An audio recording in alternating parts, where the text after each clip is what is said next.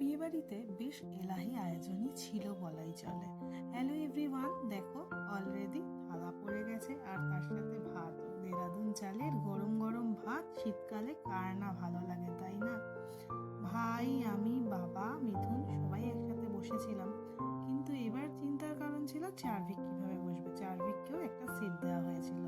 তারপরে শীতকালের সমস্ত রকম সবজি দিয়ে একটা ভেজ ডাল আর লম্বা লম্বা বেগুনি গরম গরম পাতে কিন্তু পড়ে গেছে। অসাধারণ লাগছে খেতে, বিশ্বাস করো। এত তৃপ্তি করে খেয়েছি বলা বাহুল্য। চার্ভিককে দেখেছো চুপ করে বসে বসে সবটা অবজার্ভ করছে একা একা।